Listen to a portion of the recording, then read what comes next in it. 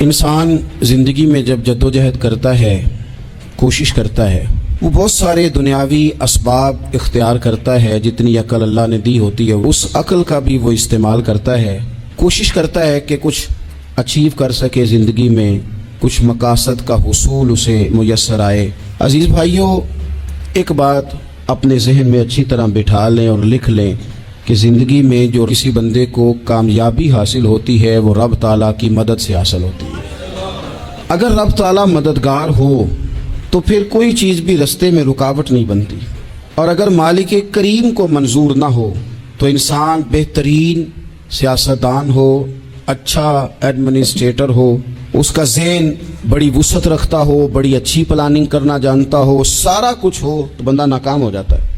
मुसलमानों को जितनी कामयाबियां मिली उनका पस मंज़र सिर्फ इतना था कि अल्लाह तबारक व तआला ने अपने बंदों की मदद फरमाई। और अब ताला ने कुरान मजीद में इस हकीकत का बयान किया, फरमाया बलिल्लाहु मौलाकुम, फरमाया बल्कि अल्लाह तुम्हारा मौला है, वहुव खैरुन नासिरीन, और वो बेहतरीन मददगार है। वो जो रब तुम्हारा मौला है वो बेहतरीन मददगार है।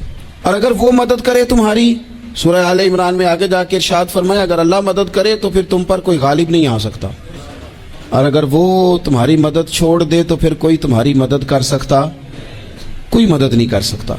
बदर की जंग भी और फतेह मक्का भी रमज़ान मुबारक में हुआ है। मैं दोनों पर गौर कर रहा था तो एक नया मजमून मेरे जहन में आने लगा। बदर की जो जंग है उसमें भी एक अजीब इनकलाब आया है कि 313 ने 1000 से मुकाबला किया, और जिन 1000 से मुकाबला किया वो असलहे से लैस थे, और ये जो 313 हैं इनके पास 6 जिरहें, 8 तलवारें, चंद घोड़े। लेकिन अल्लाह ने कामयाबी दी तो खुद रब ने बयान किया किस तरह दी, फरमाया वलक़द नसरकुमुल्लाहु बिबदरिन व अंतुम अज़िल्ला। वो कामयाबी इस तरह मिली है कि रब ने तुम्हारी मदद की थी, तुम तो कमज़ोर थे, अल्लाह ने बदर में तुम्हारी मदद की, तुम जीत गए। वलक़द नसरकुमुल्लाहु बिबदरिन व अंतुम अज़िल्ला, अल्लाह ने बदर में तुम्हारी मदद की, तुम तो कमज़ोर थे। फिर फतेह मक्का नसीब हुई तो उसमें भी बेहतरीन मनसूबाबंदी नबी पाक अलैहिस्सलाम ने फरमाई, बेहतरीन हिकमत अमली हुजूर ने अपनाई। लेकिन हमें जो अल्लाह रसूल ने बात समझाई वो क्या है, इज़ा जा नस्रुल्लाह वल फतह, फरमाया जब अल्लाह की मदद आई और फतह नसीब हो गई। ये अल्लाह ने मदद फरमाई तुम्हारी, यहाँ भी फतेह मक्का भी अल्लाह की मदद से, जंगे बदर भी अल्लाह की मदद से। वो जो मदद है अल्लाह ताला की, जब वो हम ये करते हैं कि हम अपनी सारी ज़िंदगी सियासत की नज़र कर दें। हमारी सियासत सिर्फ मुल्क में नहीं होती, हमारी सियासत ख़ानदान में भी होती है, हम घर के अंदर भी सियासत करते हैं। हम किसी ख़ास तरीके से लोगों को अपने पीछे चलाना चाहते हैं, हम एक ख़ास उसलूब इख्तियार करते हैं कि लोग हमारे पीछे चलें। उसका नुकसान हमें ये होता है कि सियासत जो होती है ये शतरंज के हेर फेर की तरह होती है, तो इसके राज बड़ी जल्दी खुलने लग जाते हैं। पता चल जाता है कि बंदा मुखलिस नहीं था, सियासत कर रहा था, तरीके सलीके से इसने जोड़ के रखा हुआ था। हम हर जगह सियासत के बलबोते पर चीज़ों को लेकर चलना चाहते हैं, सियासतें नाकाम हो जाती हैं, सियाने सियाने लोग फेल हो जाते हैं। बचता सिर्फ वही है जिसके पीछे रब ताला की मदद शामिल हाल होती है। अपनी ज़िंदगी के अंदर हम जो कुछ भी कर रहे हैं, जिस शोबे से भी हमारा ताल्लुक है, आज हमने इस बात पे गौर करना है कि पहले तो ये गौर कर लें कि जो काम हम कर रहे हैं क्या वो काम ऐसा है कि उसमें अल्लाह की मदद हमें मिलेगी। अगर आप कोई माज़अल्लाह नाजायज़ काम कर रहे हैं, फेले हराम का इर्तिकाब कर रहे हैं, तो उसमें तो मदद इलाही आएगी नहीं। पहले तो ये देखें जो कर रहे हैं वो काम मदद इलाही वाला है, और अगर अल्लाह ताला की मदद वाला वो काम है फिर उस पर गौर करें कि क्या हमने मालिक से मदद का सवाल किया है, हमें मदद मुयस्सर आ रही है। वो मैंने बुजुर्गों से एक बात सुनी थी, वो बड़ी याद रह गई। वो फरमाया करते थे काबिलियत भी बड़ी चीज़ है लेकिन कबूलियत सबसे बड़ी चीज़ है। काबिल होना भी बड़ी बात है लेकिन ज़्यादा बड़ी बात यह है कि उसकी बारगाह में कबूल भी है कि नहीं। अपनी ज़िंदगी में अल्लाह की मदद की तरफ बढ़ें, मालिक की मदद का हुसूल इख्तियार करने की कोशिश करें, अल्लाह के साथ अपने आप को जोड़ें। अगर अल्लाह की मदद नसीब हो, ये जो हम जितना डरते रहते हैं, सहमे रहते हैं, परेशान रहते हैं कोई क्या कर देगा, हमारे यहाँ ना हर शोबे में माज़अल्लाह एक माफिया है, इल्ला माशाअल्लाह। वो माफिया कहता है मेरे साथ मिलोगे तो मैं चलने दूंगा, वरना मैं नहीं चलने दूंगा। मार्केट में आ ही नहीं सकता फलाना बंदा, क्योंकि यहाँ हमारा कब्जा है। और मेरे भाई پھر بہت سارے لوگ جن کی نیتیں اور ارادے بڑے اچھے ہوتے ہیں شروع میں، وہ بھی اس مافیا کا شکار ہو جاتے ہیں اور ان کے رنگ میں رنگ جاتے ہیں۔ یاد رکھنا، کسی شخص کی بلیک میلنگ کا کبھی شکار نہ ہونا، کبھی کسی کی میٹھی اور مسجع مکفہ باتوں کا شکار نہ ہونا۔ کوئی کیا کر سکتا ہے اگر اللہ مددگار ہو تو؟ جس کو رب کریم اٹھانا چاہے اسے کوئی گرا سکتا ہے؟ ہم یہ ڈرے ڈرے سہمے سہمے پریشان فیصلہ کرنے کی طاقت نہیں، مجھے چلنا چاہیے کہ نہیں، اٹھنا چاہیے کہ نہیں، کرنا چاہیے، اٹھ باندھ کمر کیوں ڈرتا ہے؟ پھر دیکھ خدا کیا کرتا ہے۔ حضرت عبداللہ ابن عباس فرماتے ہیں میرے نبی پاک علیہ السلام نے میری تربیت فرمائی، حضور نے میری تربیت فرمائی، اور محبوب پاک علیہ السلام نے فرمایا عبداللہ یاد رکھنا، یہ نوجوان دوست میری بات لکھ لیں، پریشان لوگ میری بات لکھ لیں، جن کے پاس قوت فیصلہ نہیں وہ اس بات کو لکھ لیں۔ حضرت عبداللہ ابن عباس فرماتے ہیں میرے نبی پاک علیہ السلام نے مجھ سے فرمایا تھا عبداللہ سن، اگر ساری دنیا مل کے تیرا کوئی نفع کرنا چاہے کر نہیں سکتی جب تک میرے رب کی رضا نہ ہو، اور فرمایا ساری دنیا مل کے تیرا کچھ بگاڑنا چاہے تو عبداللہ بگاڑ نہیں سکتی جب تک رب کریم کی حکمت کا تقاضا نہ ہو۔ لوگوں سے ڈرنا، لوگوں کی طرف دیکھنا، ماحول دیکھ کے اپنے راہ کا تعین کرنا، ہر بندے کے خیالات کے مطابق ڈھلنے کی کوشش کرنا، فلانا نہ ناراض ہو جائے، فلانا نہ ناراض ہو جائے، وہ جس نے ہونا ہو جائے، بس رب رسول ناراض نہ ہو۔ اپنی زندگی میں اپنے مالک کو مولا جان کے، بل اللہ مولاکم، اللہ تمہارا مولا ہے، وہو خیر الناصرین، وہ بہترین مددگار ہے۔ توجہ جب بھی کریں رب کی جانب کریں، اپنے دل کا قبلہ درست رکھیں، سوچوں کے زاویے سیدھے رکھیں۔ میرے بھائی، مالک جب بندوبست کر دے نا، جب مالک بندوبست کر دے پھر ایسا بندوبست کرتا ہے کہ لوگوں کے پاس نا چارہ نہیں رہتا۔ حضرت مریم رضی اللہ تعالی عنہا پاک باز تھی، مسجد میں رہی تھی، پر مالک کی حکمت کے تقاضے بڑے عجیب ہے نا۔ پھر جناب مریم کو اللہ تعالیٰ نے بغیر شوہر کی اولاد عطا کر دی۔ یہ بات ہی ایسی تھی، وہ کسی نے کہا تھا کہ مخلوق تو فنکار ہے اس درجہ کے پل بھر میں سنگے در کعبہ سے بھی اصنام تراشے، تم کون ہو کیا چیز ہے داغے کبابی، لوگوں نے تو مریم پہ بھی الزام تراشے۔ تو لوگوں نے کہا کدھر سے لے آئی بچہ، تیرا باپ تو ایسا نہیں تھا، کہاں سے لے آئی؟ اللہ کرے میں آپ کو سمجھا سکوں، ذرا اپنے آپ کو وہاں کھڑا کریں کہ ایک پاک باز عورت، پاک باپ کی بیٹی، طیب ماں کی بیٹی، اور اللہ کے گھر میں پرورش پانے والی خاتون، ایک وہ وقت اور ایک یہ وقت کہ اس عورت کو کٹہرے میں کھڑا کر کے پوچھا جا رہا ہے کہ معاذ اللہ تیری گود میں بچہ جائز نہیں ہے، کہاں سے لائی ہے؟ اب خود سے صفائیاں بندہ کتنی کو دے، کتنی کو وضاحتیں کرے۔ اور میں نے تو اپنی زندگی میں دیکھا ہے زیادہ وضاحت دینے والے کو بھی لوگ جھوٹا سمجھنے لگ جاتے ہیں، زیادہ وضاحت دینے پر بھی لوگ کمزوری کا اظہار سمجھتے ہیں کہ کمزور پڑ گیا۔ آپ صلح کی کوشش کرتے ہیں، سامنے والا بزدل سمجھ لیتا ہے، زیادہ وضاحتیں بھی کمزور کر دیتی ہیں۔ اب حضرت مریم کو کٹہرے میں کھڑا کر کے کہا بچہ کس کا ہے؟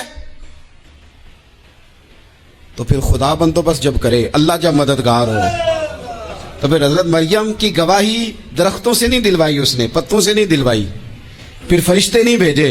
حضرت مریم کہنے لگے مجھ سے نہ پوچھو، وہ جو پنگوڑے میں ہے اسی سے پوچھ لو، ان سے پوچھو نا، وہ کون ہے پوچھ لو، ان سے کر لو سوال۔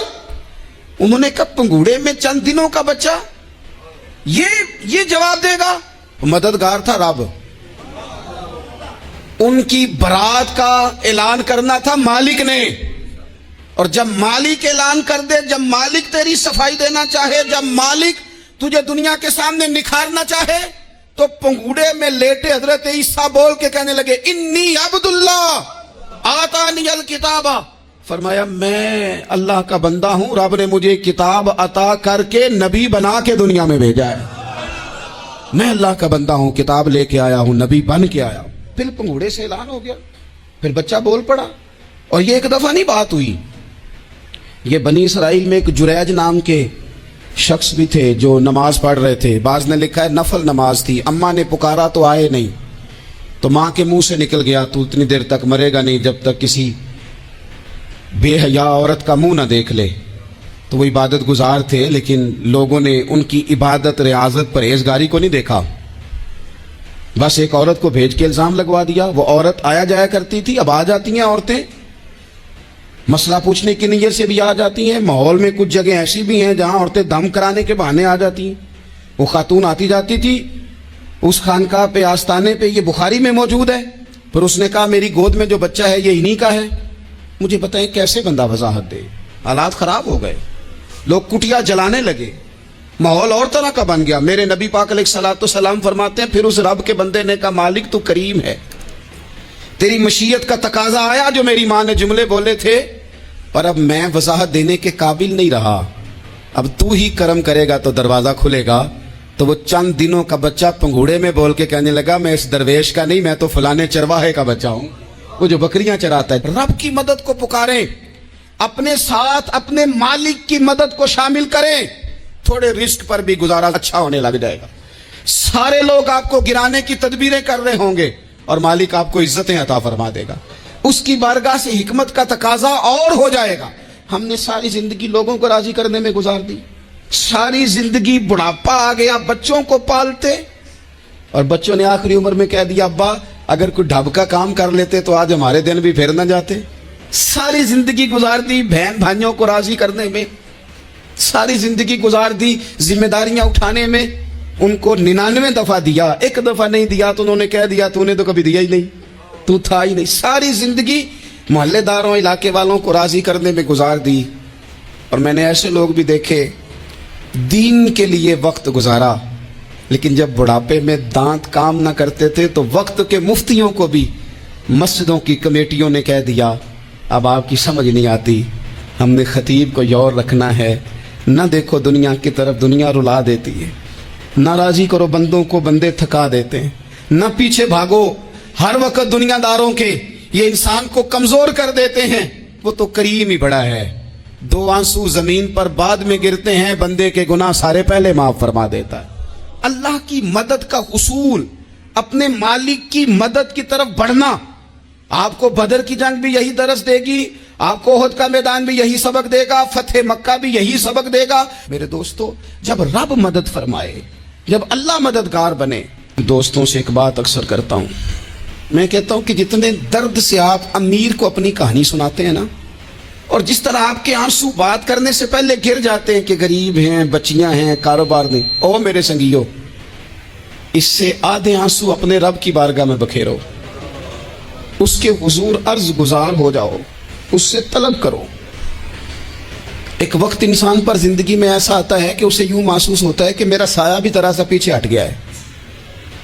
اسے یوں لگتا ہے کہ میں کسی سہارے پہ ہاتھ ڈالتا ہوں تو وہ بھاگ جاتا ہے مجھ سے.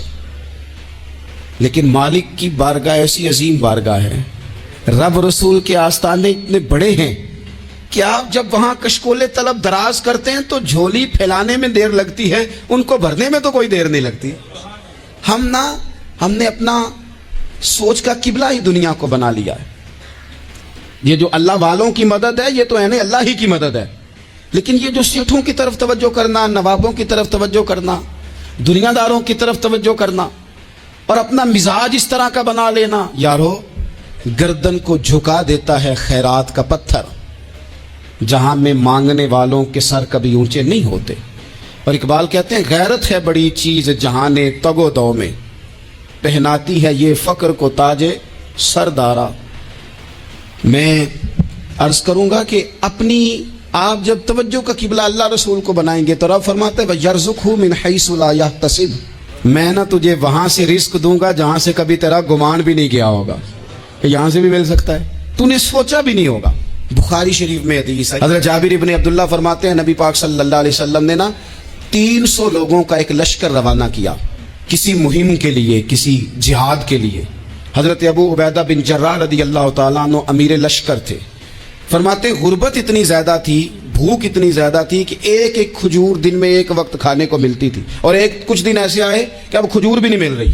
فرماتے اتنی زیادہ بھوک لگی مجاہدین کو 300 بندہ پتے کھا کے گزارا ہونے لگے. یہ بخاری میں موجود ہے. آپ فرماتے کہ دریا کے کنارے ہمارا پڑاؤ تھا, ٹھہراؤ تھا. جب بھوک سے نڈھال ہو گئے نا, وَيَرْزُقْهُ مِنْ حَيْثُ لَا يَحْتَسِبُ, اللہ وہاں سے روزی دیتا ہے, گمان بھی نہیں ہوتا. فرماتے ہیں ایک مچھلی اللہ تعالیٰ نے دریا کے کنارے بھیجی. فرماتے ہیں وہ تھی تو مچھلی پر پہاڑ جتنی تھی. بخاری میں لفظ ہیں حضرت جابر ابن عبداللہ رضی اللہ تعالیٰ عنہ فرماتے ہیں 300 آدمی 18 دن تک اس مچھلی کو کھاتے رہے, مچھلی ختم ہی نہیں ہوئی. مچھلیاں نہیں, مچھلی. کہتے ہیں 18 دن 300 بندہ کھاتا رہا, مچھلی ختم ہی نہیں ہوئی. اور فرماتے ہیں کہ اس کی ہڈی نکال کے, کانٹا کہیں گے آپ اپنی زبان میں, کہتے ہیں وہ نکال کے نا تو اس کو کھڑا کیا نا جب, تو اونٹ کجاوے سمیت اس کے بیچ سے گزر جاتا تھا, 2 اس کے کانٹے جوڑے. فرماتے ہیں وہ اس کا گوشت ہم کھاتے تھے اور اس کی چربی بطور تیل کے ہم جسموں پہ ملتے تھے, بیماروں کو اس سے سکون آتا تھا, تندرستی شفا ہوتی تھی. فرماتے ہیں ہم کھایا بھی ہم نے, اور کچھ لے کے ہم مدینے بھی گئے, اور قربان جائیں نبی پاک نے بھی اس میں سے کھایا. ہم نے عرض کی حضور یہ معمہ کیا ہے, یہ ماجرا کیا ہے؟ تو محبوب نے فرمایا تمہارے پاس غذا نہیں تھی, رب نے تمہارے لیے بندوبست کیا ہے, اللہ نے تمہیں دیا ہے. مکان شروع کر لیا, ایک صاحب نے مکان بنانے لگے, آپ وہ حساب لگا رہے ہیں, کہتے ہیں میرے پاس اتنے پیسے ہیں, اتنے میں نے فلانے دوست سے کہنا ہے اس نے دے دینے, اتنے فلانے رشتہ دار سے کہنا ہے اس نے دے دینے, اتنے فلانے سے کہنا ہے اس نے دے دینے. یہ ساری کاپی بنا کے مکان شروع کر لیا. جو روز کہتا تھا نا کوئی حکم ہو جاتے دسی, سب سے پہلے اس کو کہا میاں پیسے چاہیے دینے. وہ کہندا ہو کل ہی منڈا ٹوریا ہے, کہتے تو پرسوں 10 داتے لب جانے سن. میں آپ کو اپنے تجربے کی بات بتا رہا ہوں. یہ لوگوں کا خیال ہوتا ہے نا کہ آپ سٹارٹ کریں فلانا کام, ہم آپ کے ساتھ ہیں. اللہ کا ہی کوئی نظام ہے, وہ بالکل بھی نہیں ساتھ ہوتے. لیکن ایسا نہیں ہے کہ کوئی ساتھ نہیں ہوتا, اللہ تعالیٰ بڑے اسباب پیدا کرتا ہے, وہاں سے دیتا ہے جہاں سے گمان بھی. ہمارا یہ ذہن بن جاتا ہے ہم ساری اپنے حساب سے چلتے ہیں, اتنے رشتہ داروں سے اتنے, وہ کون آپ کے ساتھ چلے گا, سوال ہی نہیں پیدا ہوتا. یہ سارے کام چھوڑ کے سب سے پہلے 2 رکعتیں پڑھو, اپنے رب کی بارگاہ میں, رسول کائنات کی بارگاہ میں گزارشات اور استغاثے پیش کرو, وہاں سے خیر طلب کرو. دنیا دار کیا دیں گے, کیا دے سکتے ہیں, کیا حیثیت ہوتی ہے کسی. اللہ کہتا ہے وہاں سے دوں گا. تو جو اللہ مال دے وہ لینا چاہیے کہ رشتہ داروں کا مال دیکھنا چاہیے؟ جو اللہ دے وہ لینا چاہیے کہ سیٹھوں نوابوں کی جیبیں دیکھنی چاہیے؟ جو اللہ دے وہ قبول کرنا چاہیے یا دیکھنا چاہیے کون سا آدمی کہاں پہنچ گیا؟ چھوڑو, اپنی مٹی پہ چلنے کا سلیقہ سیکھو. کسی کے سنگ مرمر پہ چلو گے تو پھسل جاؤ گے, پھسل جاؤ. اس پر ایک اور بات عرض کر دوں, صحیح بخاری سے, مسلم سے ایک اور بات. کچھ چیزیں ایسی ہیں جن سے اللہ کی مدد آتی ہے, مدد ملتی ہے. ایک چیز ان میں سے ایسی ہے جس سے بہت مدد نازل ہوتی ہے, وہ ہے کہ جب رب آپ کو دے نا تو پھر آپ بھی اس کے رستے میں دیں, پھر مدد آتی ہے, پھر اور آتا ہے. بخاری مسلم میں حدیث ہے, یہ زیادہ ہی توجہ طلب امر ہے, اس پر آپ غور کریں گے. حضرت ابو ہریرہ فرماتے ہیں کہ نبی پاک علیہ السلام نے فرمایا ایک شخص نے بادلوں کے اندر سے آواز سنی کہ فلاں آدمی کا کھیت اور باغ خشک ہو گیا ہے, وہاں برسو اور اس کے کھیت کو سیراب کرو. وہ بڑا حیران ہوا کہ بادل سے آواز آ رہی. پھر اس نے دیکھا کہ ایک پہاڑی پر بارش ہوئی, وہ بادل وہاں برسا, پھر نالیوں سے ہوتا ہوا پانی ایک طرف چلا. تو جس نے آواز سنی تھی, حضور بیان کر رہے ہیں, وہ بھی پیچھے پیچھے چلا کہ پانی کدھر جا رہا ہے. اس نے جا کے دیکھا کہ ایک مقام پہ ایک باغ کو وہ پانی لگ رہا ہے اور ایک آدمی وہ پانی لگا رہا ہے. اس نے اس سے پوچھا تیرا نام کیا ہے؟ اس نے کہا کیوں؟ کہنے لگا بتا نا. اس نے نام بتایا تو کہنے لگا یہی تو وہ نام ہے جو میں نے بادلوں کے اندر سے سنا ہے کہ فلاں کے کھیت کو پانی دے دو. اس نے کہا یار تو کیا عمل کرتا ہے کہ اسپیشل تیرے لیے بارش برسے؟ یہ بخاری پڑھ رہا ہوں, سیاستہ سے حدیث عرض کر رہا ہوں. اس سے پوچھا تو کیا کام کرتا ہے کہ جناب اللہ تبارک و تعالیٰ کا حکم کرم آیا کہ خاص تیرے لیے پانی برسے اور تیرے کھیت کو سیراب کرے؟ تو اس نے کہا چھوٹا ذمہ دار ہوں, پر جب فصل اگتی ہے تو 3 حصے کرتا ہوں. ایک حصہ اپنے بال بچوں پہ, بہن بھائیوں پہ خرچ کرتا ہوں, ایک حصہ پورا, اور ایک حصہ دوبارہ کاشتکاری پہ لگاتا ہوں, اور تیسرا حصہ خالص میں نے مسکینوں, یتیموں اور غریبوں کے لیے رکھا ہوا ہے. وہ جو تیسرا حصہ, اللہ کرے آپ سمجھیں, وہ رب کے بندوں پہ تیسرا حصہ خرچ کرتا ہے نا, تو کریم مالک نے فرمایا جہاں سے غریب کا حصہ جاتا ہے وہ کھیت خشک نہیں رہنا چاہیے, وہ جہاں سے مسکین روٹی کھاتے ہیں وہ خشک نہ رہے, جہاں سے یتیموں کو کچھ آتا ہے کہیں اس کی فصل رہ نہ جائے. میں اور آپ بھی اگر اپنے مال میں مسکینوں, یتیموں, غریبوں کے حصے رکھ لیں گے تو فصلیں خشک نہیں رہیں گی, ان کے اندر تازگی آئے گی, نور آئے گا, کرم آئے, خاص کر خدا کی رحمت برسے گی. مدد اللہ سے چاہیں, اپنی توجہات کا مرکز رب رسول کی ذات کو بنائیں, پھر آپ محسوس کریں گے کہ بڑی جلدی اللہ تعالیٰ کی مدد آنے لگی ہے. کبھی آپ صرف کہہ دینا میرا رب میرے ساتھ ہے، اس لفظ میں اتنی طاقت ہے کہ دشمن ویسے زیر ہو جاتا ہے۔ زندگی میں کسی سے بھی لڑائی ہو تو اچھی طرح سوچ لیں کہ اللہ اس طرف ہے یا اس طرف ہے۔ اگر آپ زیادتی پہ ہیں تو پھر رب مظلوم کی جانب ہے۔ اگر اللہ کی مدد آپ کے ساتھ ہے تو دنیا کی کوئی طاقت آپ کو گرا نہیں سکتی۔ اور اگر آپ مظلوم کے مقابلے میں ظالم بن کے آپ کھڑے ہو گئے ہیں اور آپ نے رویہ وہ اختیار کیا ہے کہ جس میں مدد نہیں آئے گی، تو پھر یاد رکھ لیں کہ آپ کوئی بھی ہیں، کہاں بھی ہیں، آپ کمزور ہیں۔ طاقتور تھے ابتدائے اسلام میں، ظاہری طاقت تھی کفار مکہ کے پاس، وہ ڈنڈوں سے مارتے تھے غریبوں کو، ان کے ہاتھوں میں ڈنڈے تھے، پر خدائی طاقت ان مظلوموں کے ساتھ تھی۔ صاحب زرقانی نے لکھا ہے، حضرت زنیرہ رضی اللہ تعالیٰ عنہ ایک لونڈی ہیں، غریب ہیں، ماڑے دا کی کام محمد نہ سجانا یا رونا، غریب سادی بی بی اور لونڈی کنیزہ، ایک مشرک کی کنیزہ تھی، انہوں نے کلمہ پڑھ لیا، وہ ڈنڈوں سے مارتا، دروں سے مارتا، تکلیف دیتا۔ حضرت زنیرہ رضی اللہ تعالیٰ عنہ کو اتنا مارا، اتنا مارا۔ اب آپ ایک اور پہلو پر بھی غور کریں، مار بھی پڑ رہی ہے پر خدا ادھر ہی ہے، اللہ کی مدد ادھر ہی ہے۔ رب کہتا ہے کہ پہلے تو صبر کرنا، ان اللہ مع الصابرین، تو صبر کرے گا تو پھر رب کی معیت ملے گی، ذرا ٹھہرنا، تو تھوڑا ڈٹنا۔ ان الذین قالوا ربنا اللہ ثم استقاموا تتنزل علیہم الملائکہ، تو کہے اللہ میرا رب ہے، پھر تو پہلے ڈٹ، پہلے تو نے ڈٹنا ہے۔ ثم استقاموا، جو ڈٹ گیا، تتنزل علیہم الملائکہ، ڈٹنے والے کے لیے مدد آتی، پہلے تھوڑا ٹھہرنا پڑتا ہے، پہلے تھوڑا صبر کرنا پڑتا ہے، حوصلہ کرنا پڑتا ہے، اس کے بعد مدد آتی۔ مار پڑ رہی ہے، مارا جا رہا ہے حضرت زنیرہ کو، ان کا مالک جو ہے ظاہری آقا وہ مار رہا ہے، یہ کنیزہ ہے، اتنا مارا اتنا مارا، ان کی بینائی چلی گئی، نظر آنا بند ہو گیا۔ ابو جہل آیا اور کہنے لگا زنیرہ دیکھا نا ہمارے بت تیری آنکھیں لے گئے، معاذ اللہ، لات و منات ہمارے بتوں نے تجھے اندھا کر دیا۔ اب ایسا نہیں ہے کہ بی بی روتی جا رہی ہے، روتی جا رہی ہے، مایوسی مایوسی، معاذ اللہ، پریشانی، غریبی بڑی ہے، پوچھنے والا کوئی نہیں، یہ باتیں نہیں۔